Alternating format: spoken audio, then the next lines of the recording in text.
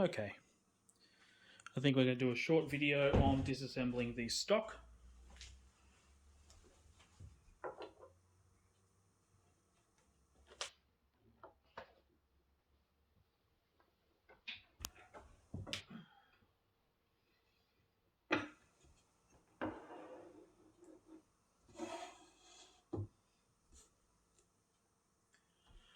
So the tang screw is not genuine, and luckily it's not just been rammed through. It is actually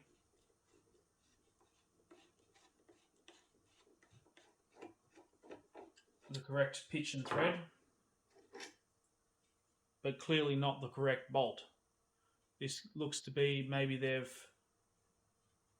used a UNF bolt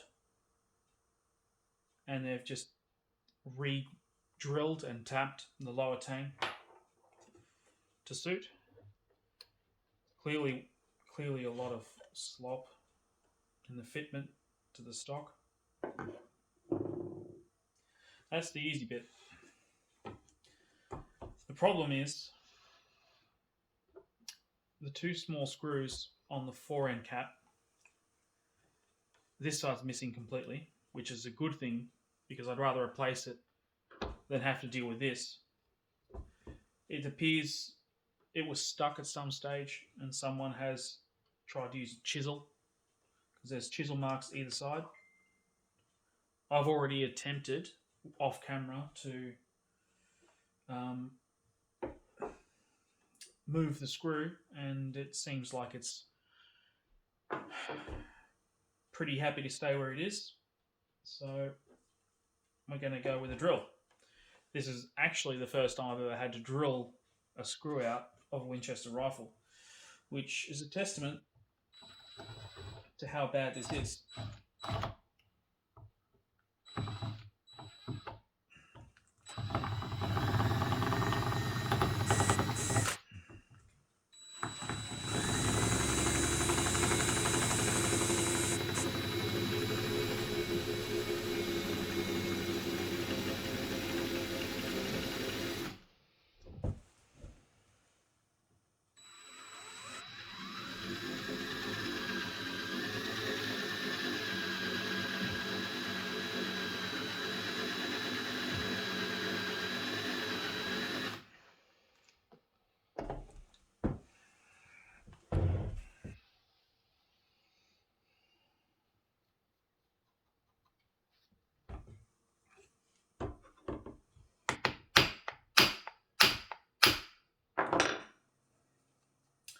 Sometimes with a bit of a drill, the head will snap off.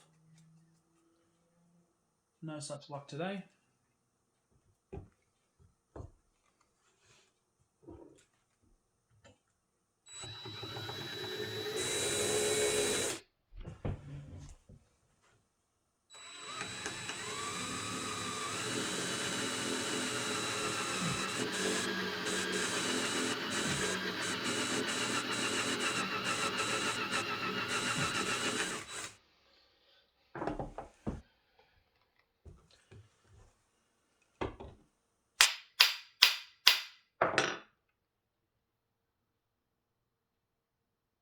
Looks to be really close now.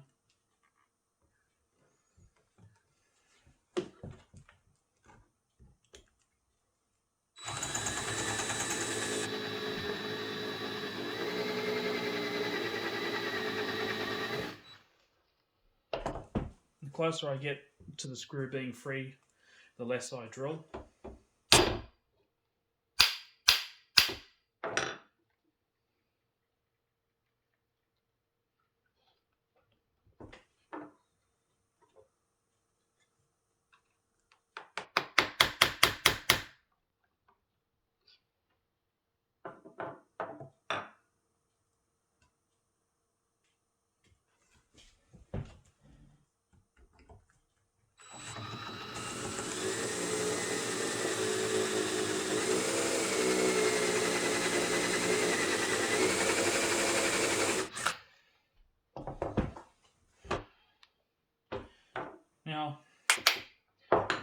I don't particularly mind how much I destroy the end cap, because the end cap was already in needing of repair. So normally when the entire surround of the tapered hole needs repair, I'll just weld the thing up completely, metal finish it flat, drill a fresh clean hole, and then taper it. And that's normally how I get a nice good clean hole. So I don't really care how much I destroy this now. I'm just going to weld it up in the end and then drill a fresh clean one. So it doesn't matter to me whatsoever.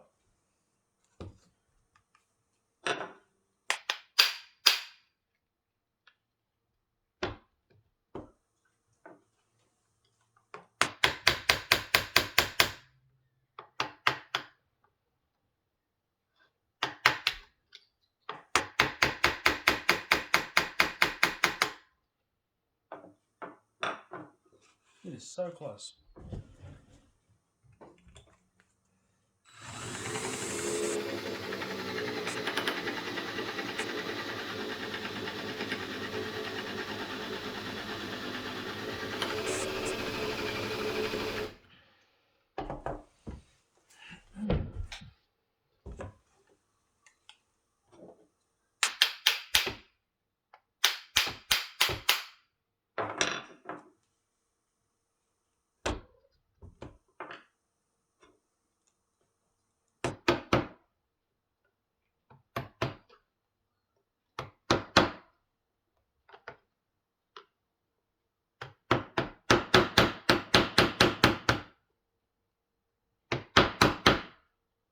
This is easily the most damage I've ever done to a rifle in disassembly alone.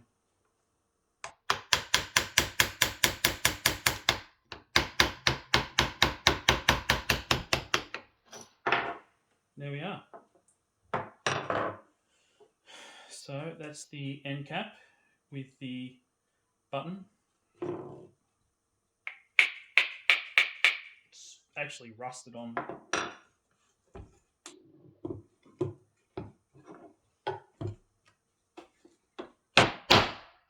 That's really rusted on there, so I'll remove that later.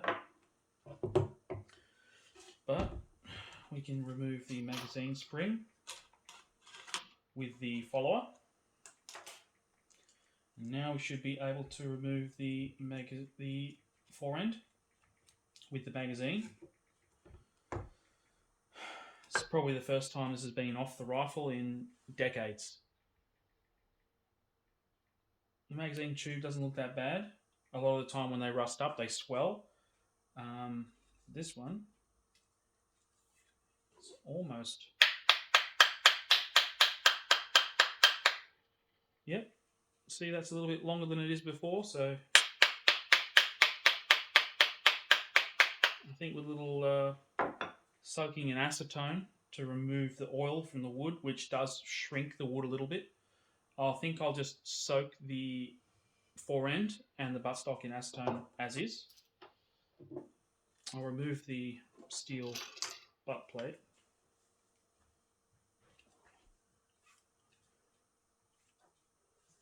It looks like someone's done a double varnish job. A lot of the times when these rifles were getting ready for sale, the owner would give the rifle a coat of varnish, and then they would use steel wool to clean the varnish off some of the steel parts. And unfortunately, they didn't realise that the steel wool they were using was too coarse, and it would take the bluing off the rifle. So you have a situation like this where you have really thick varnish to the point where you can actually see it's cracking. I don't know if you can see it in the light, but it's so thick that the varnish is cracked.